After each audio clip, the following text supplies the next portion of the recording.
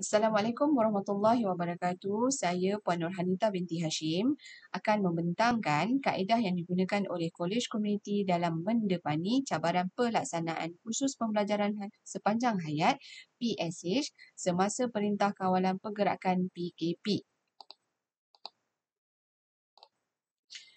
Dari segi pengenalan, kita melihat dulu kepada apakah itu pembelajaran sepanjang hayat. Pembelajaran sepanjang hayat menyediakan peluang pendidikan kepada semua golongan masyarakat dengan asas-asas pembelajaran yang ditawarkan di sesebuah institusi pendidikan.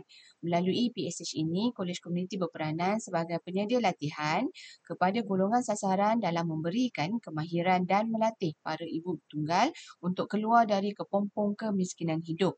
Pembelajaran sepanjang hayat dapat memperbaiki kehidupan seseorang menerusi peningkatan kemahiran kerja, pembaikan sahsiah diri dan juga penambahan ilmu pengetahuan. Kolej Komuniti berperanan sebagai pemudah cara untuk menyediakan latihan dan juga tenaga pengajar yang berkemahiran. Kolej Komuniti setempat perlu merebut peluang ini untuk menambah pengetahuan dan kemahiran bagi meningkatkan ekonomi serta taraf hidup. Politeknik dan Kolej Komuniti juga merupakan penyedia latihan dan juga pendidikan teknikal dan profesional (TVET) terbesar dan menyumbang 64% tenaga kerja TVET negara.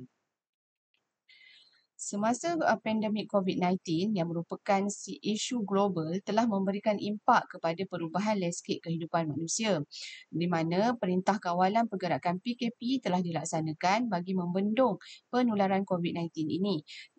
Ini menyebabkan individu perlu berada di rumah masing-masing, pemakaian pelitup muka diwajibkan serta penjagaan diri di mana individu perlu menjaga kebersihan dari segi kebersihan tangan dan diri serta menjaga penjarakan sosial. Ini telah menyebabkan Kementerian Pendidikan Malaysia KPM dan juga Kementerian Pendidikan Tinggi KPT juga telah mengarahkan pelaksanaan sesi pengajaran dan pembelajaran PDP secara dalam talian untuk memastikan objektif PDP dapat dicapai semasa PKP dilaksanakan. Kesan dan cabaran yang sama turut dihadapi bagi melaksanakan kursus pembelajaran sepanjang hayat oleh Kolej Komuniti.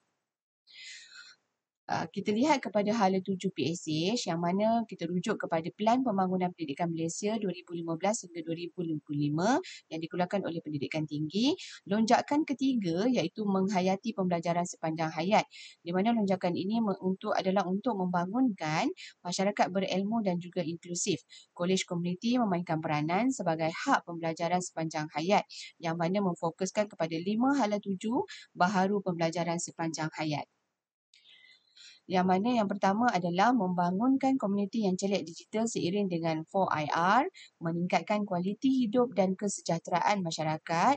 Yang ketiga, meningkatkan kolaborasi dengan industri. Yang keempat, memperkukuhkan keusahawanan. Dan yang kelima adalah memperkasakan program pendidikan Islam sepanjang hayat iaitu PISH. Objektif kajian yang dirangka adalah untuk kajian ini boleh dibahagikan kepada dua objektif utama, iaitu yang pertama adalah untuk mengkaji kaedah yang boleh diambil oleh Kolej Komuniti untuk menjalankan kursus PSH semasa PKP. Objektif yang kedua adalah untuk mengkaji cabaran yang dihadapi oleh Kolej Komuniti dalam melaksanakan kursus PSH. Metodologi bagi kajian ini adalah dengan menggunakan kajian kepustakaan. Perbincangan bagi kajian ini adalah yang pertama, isu pelaksanaan kursus PSH, yang kedua, isu kemudahan peralatan multimedia dan yang ketiga adalah isu tahap kesediaan tenaga pengajar. Isu yang pertama, kita lihat dari segi isu pelaksanaan kursus PSH. Pendidikan sepanjang hayat yang dijalankan secara jarak jauh juga merupakan salah satu kaedah pendidikan sepanjang hayat. Justru pelaksanaan kursus PSH secara dalam talian semasa PKP juga boleh diterima pakai. Pengetahuan dan penerimaan peserta terhadap kursus atas talian juga akan dapat ditingkatkan mengikut kesesuaian kursus yang ingin dijalankan secara dalam talian. Ini merujuk kepada tempoh pelaksanaan kursus secara dalam talian. Isu kemudahan peralatan multimedia. Dari segi pemilihan multimedia tersebut, pemilihan dan penggunaan alat serta bahan teknologi serta komunikasi yang sesuai perlu bagi memudah cara proses pembelajaran dalam mod bersemuka, jarak jauh atau mod blended. Peralatan multimedia tersebut perlulah bersesuaian, perlu disediakan bagi memudah cara proses pembelajaran dalam mod bersemuka, jarak jauh atau mod blended, dan peralatan ini juga sememangnya mempengaruhi proses pengajaran dan juga pembelajaran, berfokuskan kepada pelaksanaan khusus PSH. Isu yang ketiga adalah isu tahap kesediaan tenaga pelajar. Kita dengan lihat sejauh mana tenaga pengajar tersebut bersedia dalam melaksanakan khusus PSH semasa PKP tersebut. Tenaga pengajar penting sebagai penyampai khusus PSH.